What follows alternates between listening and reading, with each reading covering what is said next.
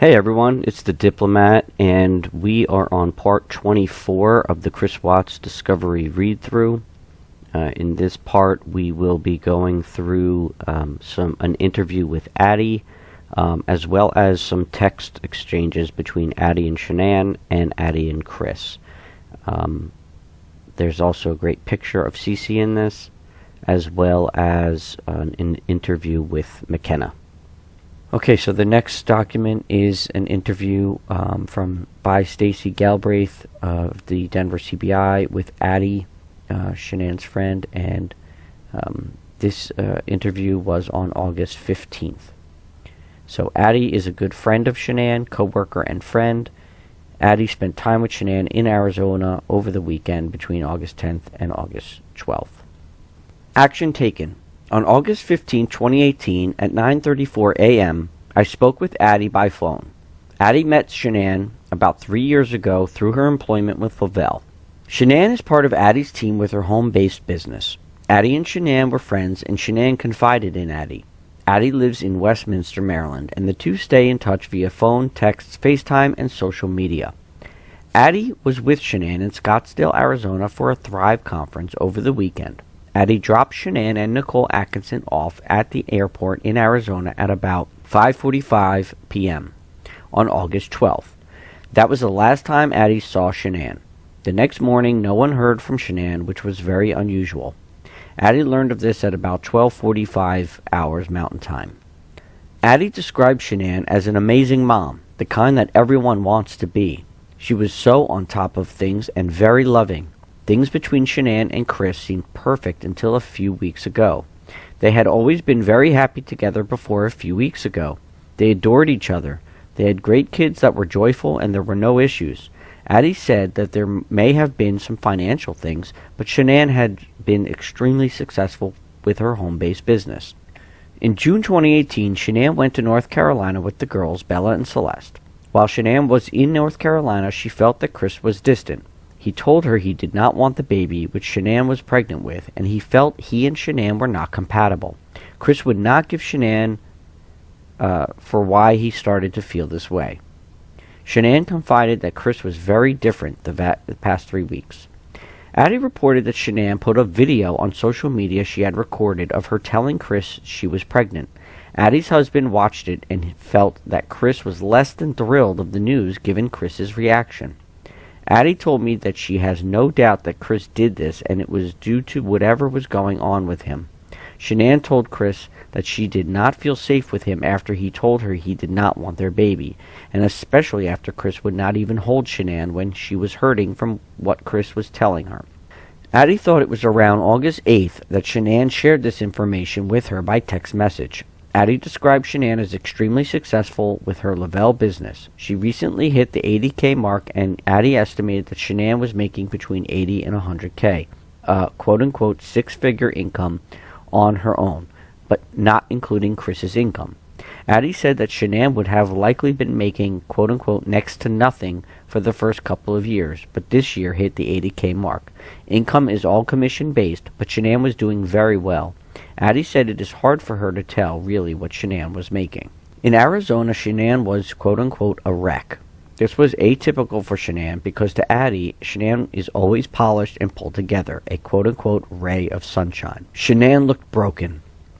Cassie shared a room with Shanann for the conference and agreed with Addie in that she had never seen Shanann like this. On Saturday night, August 11th, Shanann was very distraught and shared that Chris had supposedly gone to a Rockies game and then out to eat. There was a $62 charge that Shanann was alerted to. Chris told her he ordered salmon and a beer. This amount seemed for more than one person to Shanann. Addie tried to suggest that maybe Chris bought beer for his friends. Shanann believed that Chris would tell her if he bought beer for friends. Addie said Nicole would know which restaurant the charge was at. They went online to look up the prices for beer and salmon, and things did not add up. Chris eating salmon was not weird because that is what he eats, according to Shanann. Addie said that she would have never in a million years thought that Chris would cheat on Shanann until a few weeks ago when he changed. Addie asked if she had gone through Chris's phone, and Shanann had not, and said that he would not be that stupid to have evidence of an affair in his phone. though Shanann had recently seen Chris deleting messages between him and his father. Addie was aware of a severe falling out between Shanann and Chris's parents. Cece had a tree nut allergy. Shanann went to North Carolina to visit with her family and Chris's family. Shanann had provided Cindy, Chris's mother, a list to shop for food items for their visit due to Cece's allergy. Cindy did not abide by the list and purchased generic items that contained things or were made in places where things were made that Cece could not eat. Shanann ended up shopping for food for Cece. Cindy served ice cream with nuts in it to other cousins, and Cece threw a fit for not being able to have it. Shanann told Cindy that she could have bought different ice cream or waited until bed to serve it to the other kids. Cindy told Cece that her mother would not let her have the ice cream. Cindy told Shanann that it was a good lesson for Cece to experience that she does not get what she wants. Shanann had indicated that Chris was supportive of her over the matter involving Cece's allergy and his mother, but then submitted to his mother. Chris's parents have not liked Shanann. I asked Addie if there was anyone else she felt needed to be looked at besides Chris in this matter. She told me that she really hoped it was not Chris, but there is no one else she knows of. Addie told me that when Nicole got to the Watts' house, it was locked up from the inside out. Addie was on the phone with Nicole. The garage was the only way to have left. Shanann's car was in the garage, and the only way to have left would be to have hit the garage button and run out of the closing garage door. Addie said that Shanann would have never left her things in the house like that. Addie thinks Chris hid Shanann's phone so that she could not call for help. She thinks that something happened in the bedroom as she had knowledge that the sheets were stripped from the bed. I asked Addie to please guard the information she was made privy to by being on the phone with Nicole at the start of the investigation. She agreed, but told me that much of the information is out as many of the friends were concerned and trying to locate Shanann. I asked Addie about any changes in Chris that Shanann may have mentioned. Chris was working out for sure. He started with running and then incorporated lifting weights. He was really getting into fitness. Addie last saw Chris in June 2018 in San Diego at a conference with Shanann. The time before June was in January 2018, and his body totally transferred from quote-unquote dad bod to buff in that time period from January to June. Addie said Chris looked amazing. Shanann never mentioned that Chris was working more or spending time away from home. Chris had always adored Shanann. Addie's husband adores Addie, and she and Shanann would joke about how truly fortunate they were that their husbands wanted to be with them and spend time with them. At dinner in Arizona, Addie wanted to talk about Shanann's relationship matters. Shanann had not told Cindy about the matters between her and Chris, but did share with her at this time. It was known that Shanann is the one that wears the pants in the relationship, and Chris goes along with Shanann's decisions. Shanann said that Chris made a comment recently stated he wished she would just let him hang a picture one time without telling him where it goes. Shanann replied, okay, and then realized that she needed to make some changes. She had not realized that she was controlling. Shanann wanted to change to help her marriage. The friends talked with her about trying to save her marriage. The only thing Shanann could think of working on was possibly her being controlling and her wanting to work on that. Addie knew Shanann to have a white 2018 Lexus. She was under the impression that Chris also drove the vehicle when they went places together.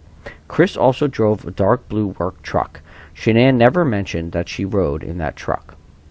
Addie knew that Shanann was married once before, but she did not know much about him. Addie stated that Shanann's ex-husband's new wife joined Lavelle a while back and then she fizzled out. Addie had no information about the ex-husband or the new wife other than she grew up in the same town Shanann did. Shanann did not have benefits through Lavelle. She earned commission, $800 a month car allowance, and a couple trips a year paid for by Lavelle. Shanann never mentioned having life insurance policies. Addie told me that she has a friend that is a medium and that she believed Shanann was gone as she came to her in spirit. I told her that she can have the friend contact me if she had viable information if she wants. I assured her that there was no desire to contract with a medium in this investigation at this point, though. Addie agreed to go through her text correspondence with Shanann and forward screenshots. The phone interview was concluded at 10:21 hours. I subsequently received screenshots of text messages between Addie and Shanann and Addie and Chris. Addie also sent me a screenshot of an email Chris responded to on August 15th to state that he was in on a fantasy football league. Screenshots are pasted below and also attached to the supplemental report. So the following is a text synopsis, which I'm just going to skip, which is on page 490, because I'm just going to read the direct text message exchanges. So this is between Shanann and Addie, starting with Shanann first. How's everything going? Okay, how about you? Could be better. Chris is bothered by his family shit that I'm paying for it. I need a stiff drink. Why are you paying for it? Long story to text. What time do you get into Arizona? I'm not sure. You? I land at 7:50 a.m. There's Shanann saying that. Next page is blank. Continue with Addie. Saturday? Friday. It was cheaper to get in early and direct. Oh, I'm Friday evening. How are you and Scott? Doing okay. We'll catch up this weekend. So much going on. Don't even know where to begin. Girl, here too. Chris and I are not well. Oh no, what's wrong? His parents. I've cried every day since he's been here. Is he taking their side now? And then an emoji of shrug. Scott's mom is causing problems with us too. Shanann, I need a glass of wine. Have you seen Thrive Nourish? Like in person? No, on website. No, it's not there yet. Shanann, can you do a three-way tomorrow at 10 or 11 a.m. Eastern? She said 11 is better if that works. Yeah, that's fine. Chris told me last night he's scared to death about this third baby, and he's happy with just Bella and Celeste and doesn't want another baby. Then emojis of crying and shocked. He's just scared. Everything will be fun once the baby comes. Addie, he has changed. I don't know who he is. Fine, not fun. What do you mean? He hasn't touched me all week, kissed me, talked to me, except for when I'm trying to figure out what is wrong. He's been so distant since I left. What's the deal with his parents? Maybe he's distant because of that. Was he on board with you leaving for that long? Could he be resentful? He said they apologized and they didn't come to Celeste's party because they were scared of me. That's bullshit.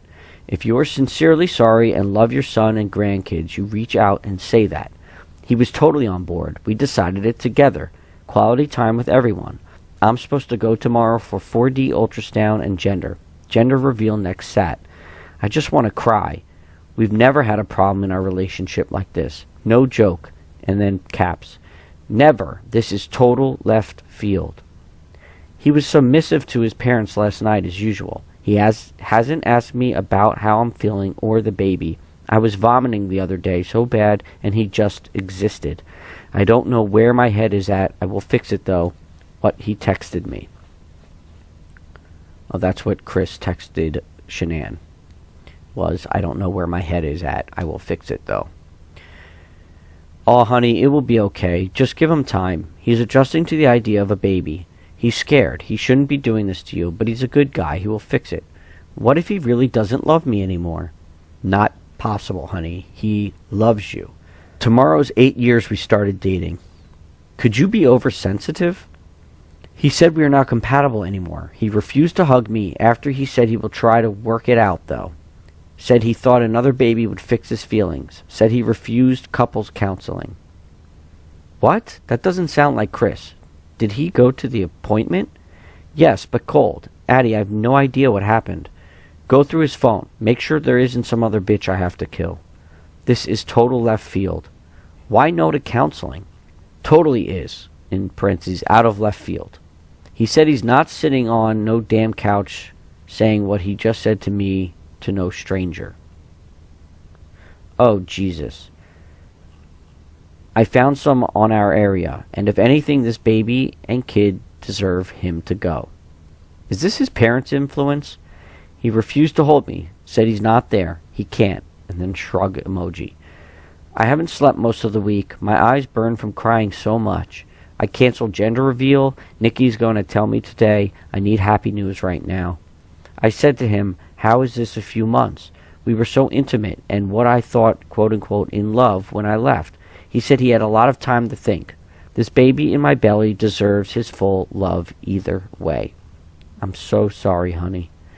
I said, you sat here in this living room and you said you think it would be a great thing to have another baby. We talked it out a lot beforehand, and we agreed to do this. You were so excited and happy. Then Addie, I think he will come to his senses and feel like an ass in a few months. Shanann, I grabbed his hand during ultrasound, and he didn't grab back. And then Addie puts a crying emoji. Shanann, I cringed. He rejected sex night we arrived here. Only thing I can think of, even though I don't think he has it in him, is another girl. Addie, did you look through the phone? Did you ask if there was someone? He said last night, opposites attract, but this isn't working anymore. I did. He denied. No, I didn't look. He's deleting messages from his dad. I'm sure he's not that stupid. Addie, why is he deleting messages from his dad? This makes no sense. Any of this. It's not Chris. He lives and adores you. Must mean loves and adores you. Shanann, shrug emoji. At beach, they wanted to see him and kids, and he told him, quote unquote, he couldn't break away, when that was a lie. I told him 3 times to go, but kids were not going. He said, no, I want to be with kids. Girl, so I thought, and the whole world. I am ducking clueless right now. I don't even know what to say or do. So there were some little typos there, but I think you get the picture. Addie, it's got to be his mother sabotaging. How do I make him feel more compatible if he isn't giving me anything? Maybe find out what he needs from you to feel more compatible. He wouldn't give me that. He just kept saying, I don't feel it anymore. So what is he saying? He wants a divorce? What WTF? He said he don't know and I'm not doing anything wrong. It's all him. I said, so just like that, you're done. No trying to work it out. Divorce? He said, well, not like tomorrow. I'm going to kick his ass. WTF. That was Addie. Shanann, I don't know if I suck it up again and call his mom today. Tape a call. So she can't lie and twist my words and talk to her and tell her I want to have a relationship, but I need her to love and respect my kids. Addie, I think maybe you tell him that you want to work it out with them. I thought he was on your side about what happened with Cece.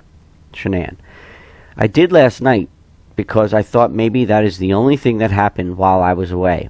I told him I have been sucking up my feelings when they throw their jabs at me for him. But when it came to putting our daughter's life in danger, I said I want to continue to have a relationship with them, but they need to love, respect, and care for him and the kids better. He is, but then he said at beach that I put a dagger between him and his dad.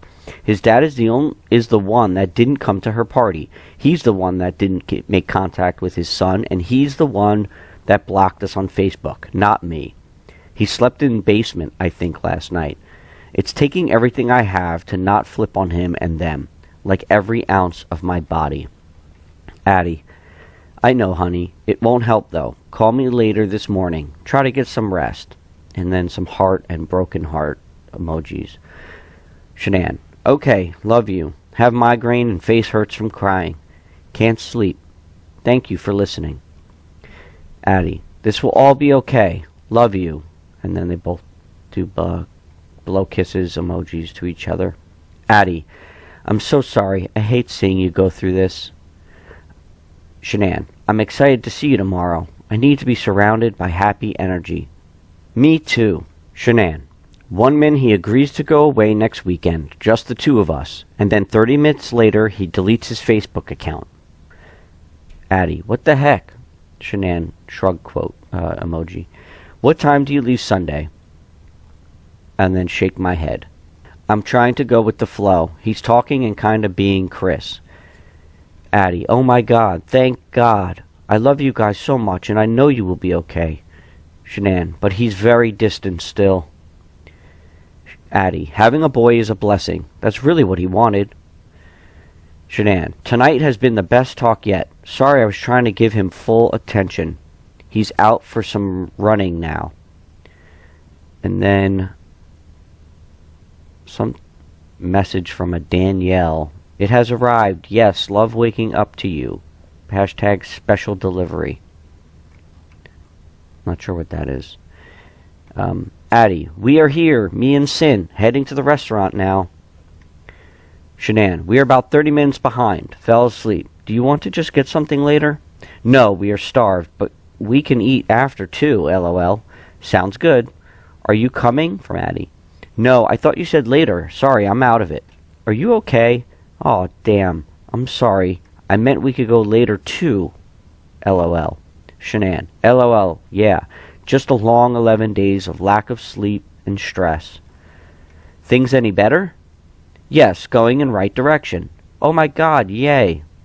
Then Shanann posts her 15-week reveal picture, which is a very, very beautiful picture of her. So that's the end of the text exchange between Shanann and Addie. And then the next synopsis is between Addie and Chris, but we have the text, so I will just read those. This is starting with Addie on June 17th, 2018. Happy Father's Day, Chris. Thank you. Tell Scott the same. Will do. Hey, is Shanann okay? Everyone is worried. It's not like her to not respond, and we haven't heard back from her all day. That's now on Monday, the August 13th. She went to a friend's house with the kids. She won't tell me where, though. When I get home, I will update you. Okay, thank you, Chris. Praying for you all. Love you guys. And then Chris, thank you. Then later at 5:46 p.m. from Addie. Chris, what is happening? I'm so worried. Any news? I'm beside myself. Cops searched my house up and down. They are doing everything they can. Oh my God, what could be happening? I have no clue. It just doesn't make sense. Have you checked with the row of houses behind yours to see if anyone has seen her? Chris, no sense at all. Most of them are not sold yet. They are empty. So she wouldn't have gone out that way? When did she tell you she was going to a friend's? When we talked this morning, it was between 4 and 5 a.m. When I left, she was still here, though. I'm sorry for so many questions. I'm sure you are being bombarded with questions. I'm just so worried. She wouldn't leave the kids without their medicine and car seats.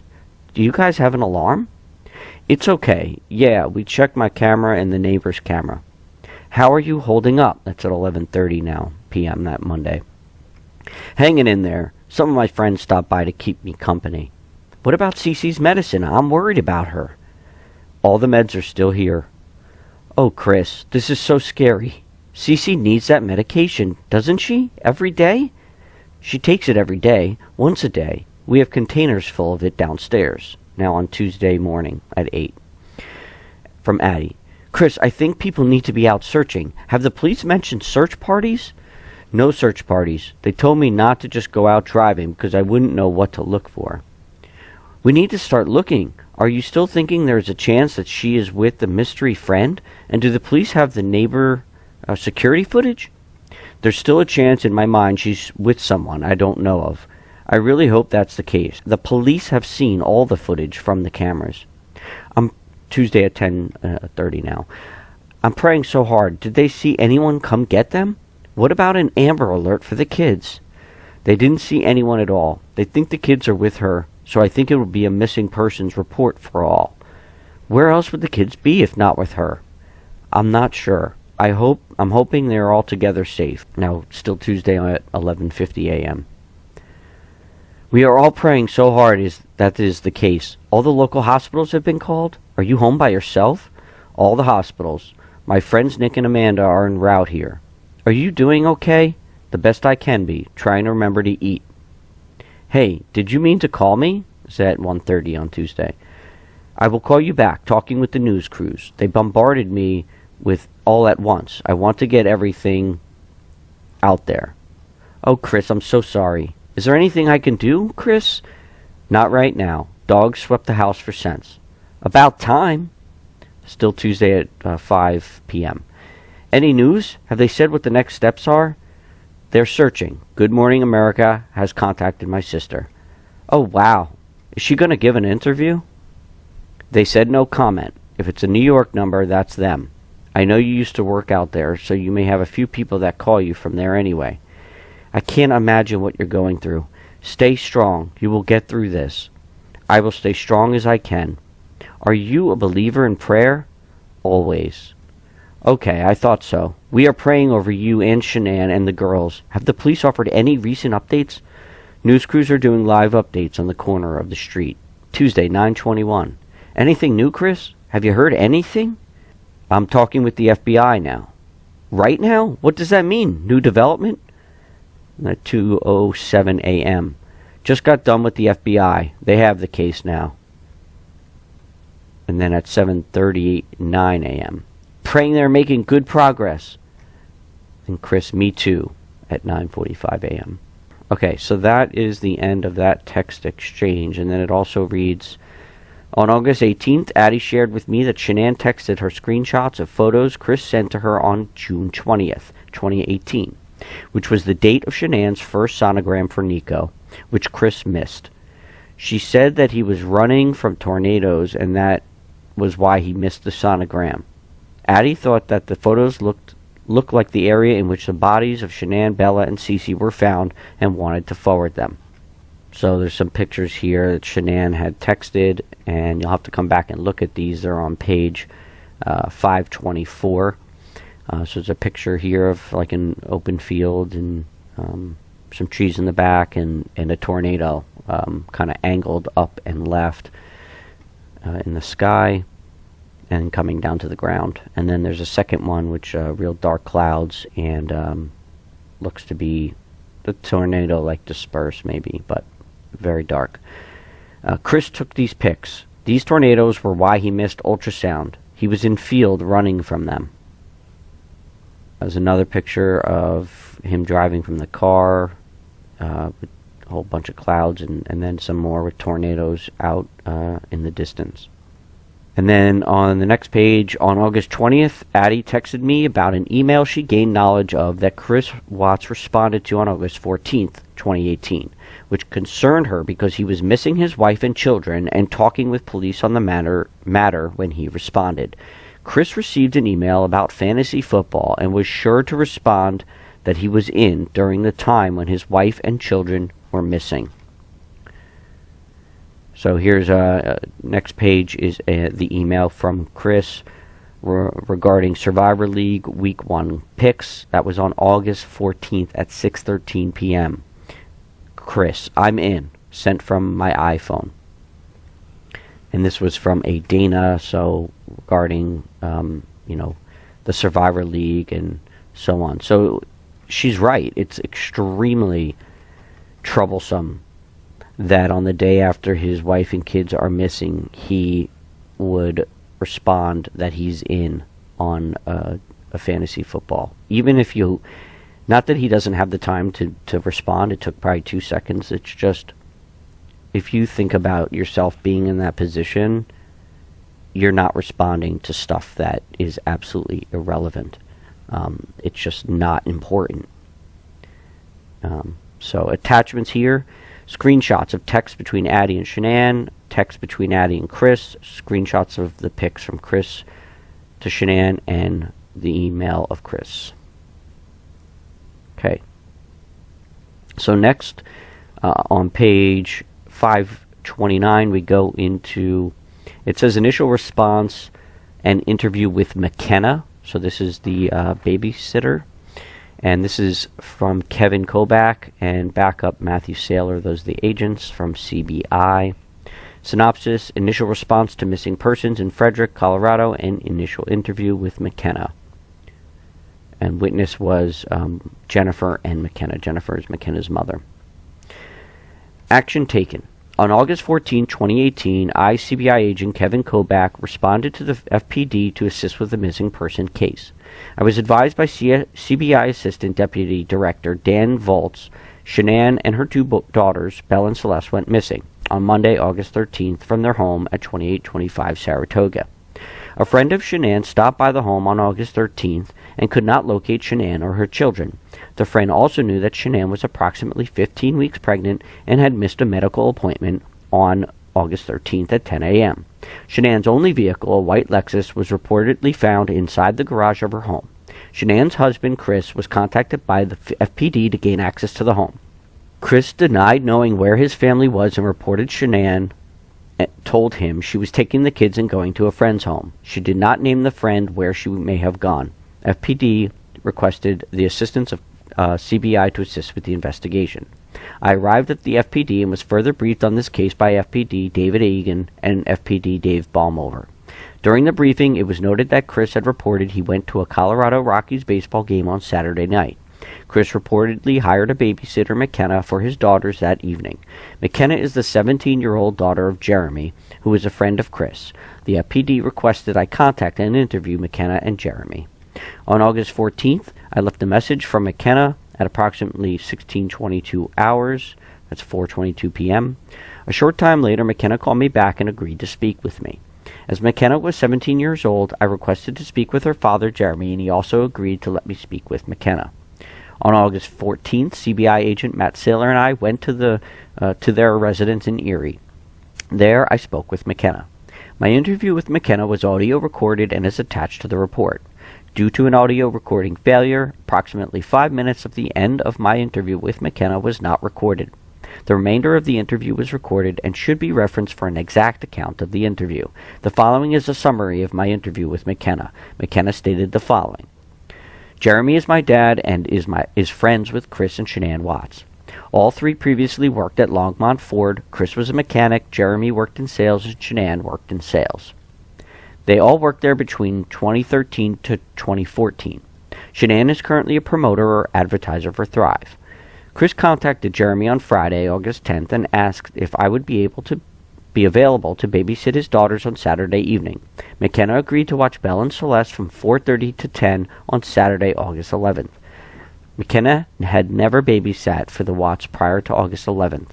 McKenna recalled Chris was going out with friends and that is why he needed a babysitter. Jennifer drove McKenna to the Watts home on August 11th and dropped her off at 4:30. Chris, Bella, and Celeste were at the home when she arrived. Shanann was not home, and McKenna knew Shanann was in Arizona for business as she had seen a post by Shanann on Facebook. Chris met with McKenna, ordered a pizza from Papa John's, gave the girls their medicine, and gave her directions to put the girls to bed at 7. McKenna said Celeste has a severe tree nut allergy. Chris showed McKenna baby monitors that showed the girls' room so she could watch them after putting them to bed. McKenna said Chris then left. McKenna said Chris was wearing a white t-shirt and black jeans when he left the house. She was unsure if he was picked up or drove away from the home. While at home, Shanann texted McKenna to check on her daughters. McKenna recalled the girls were wearing quote-unquote nightgowns. She could not recall which one was wearing which, but stated one was wearing a gown with blue stars and hearts and the other a peach color with stars. McKenna said Shanann posted a picture of Celeste on her Facebook account that evening at approximately 10:30 p.m. Celeste was wearing a peach-colored top. McKenna showed me the posting, and I took a photo of what Shanann posted. And then on the next page, there's a beautiful picture Shanann posted of Celeste in this cute little t-shirt that is peach and blue with this huge smile on her face. And she looks like she's coloring, doing one of those activity books and kind of sitting upright in her little high chair at the counter. McKenna also said Shanann called her that evening at 7:50 to check on the children. Shanann also inquired with McKenna if she would be able to watch her children on Friday, August 17th, as she and Chris were going to take a trip to Aspen, Colorado. She showed me the call screen information. So there is a picture of McKenna's phone, a screenshot of Shanann's information. McKenna also provided information on social media accounts of Chris and Shanann. So it's just screenshots of Shanann and Chris. Really not much info there. Just has their usernames and such. McKenna recalled after Chris left, she saw his brown work truck parked on the street. She said the truck had mechanical stuff in the back. McKenna said Chris returned home at approximately 10:30 p.m. He apologized for being late and said he got stuck in traffic. Chris paid McKenna for babysitting, then she left his home. McKenna said her mother, Jennifer, was waiting outside of Chris's home from approximately 10 p.m. until Chris got home. Jennifer drove McKenna home. I asked McKenna if Chris drank alcohol. She said neither Chris nor Shanann drank alcohol. McKenna stated the following day, Sunday, August 12th, Chris, Celeste, and Bella came to her home for a birthday party for her younger brother. Celeste and Bella are friends of her younger brother. McKenna recalled Chris and his daughters left her home at about 3:30 p.m. McKenna said Shanann's phone number is, and then gives the phone number. She is friends with Shanann on Facebook and said Shanann is very active on social media. McKenna said Shanann also uses Instagram under the name Shanann Watts. McKenna did not know any other social media sites for Chris. McKenna said she was very concerned for Shanann and her daughters and explained that the children are on a very rigid routine. They regularly take medications and Shanann is very OCD, in quotes. McKenna said Shanann would not mess with the children's routine. McKenna said Bella and Celeste both attended the Primrose Academy in Erie. She recalled hearing something about the children not being dropped off at school. McKenna said she heard her dad, Jeremy, and Chris talking about the school after Shanann and the girls went missing. McKenna said that Shanann was planning a gender reveal party for her child this week. She did not know the exact date, but knew the party was to be at Chris and Shanann's home. While speaking about Shanann being pregnant, McKenna said that Chris had asked Shanann to have another child. McKenna recalled that both Bella and Celeste suffer from asthma and have been in and out of the hospital. After speaking with McKenna, I spoke with her mother, Jennifer, for a brief time. The conversation with Jennifer was not recorded. I asked Jennifer if she recalled what vehicle Chris was driving when he came home on Saturday night, August 11th. She said he was driving his white Lexus, and when he came home, he pulled the vehicle into his garage. She did not know if anyone else was in the vehicle. Jennifer said Shanann was very active on social media, specifically Facebook, and also used the Snapchat account Nay Watts, in quotes. Shanann's email is, and then it gives her email. I asked Jennifer who knew the Watts the best, and she recalled when the Watts moved to Colorado from North Carolina, they lived with Jean, Jeanne, prior to moving into their home. She did not have contact info or a last name for Jean and was uncertain if the Watts were still friends with her. Jennifer provided no further information. After meeting with McKenna and her family, Agent Saylor and I returned to the Frederick PD. Nothing further. Investigation continues. And then attachments are something from McKenna, a text file or something. Okay, so we will end there, finishing on page 535. We have made it through the milestone of page 500. So we're getting there. I thank you for your patience. So as always, I thank you for listening. I thank you for being here. And next we will get into a second interview with the mistress. So that'll be coming definitely soon. And with this weekend being a long weekend, I am hoping to be able to spend a bunch of time working on these. So hopefully get a number of them out. In loving memory of Shanann, Bella, Celeste, and Nico, and God, please bless the Rusek family. This is The Diplomat. I hope you have a great day.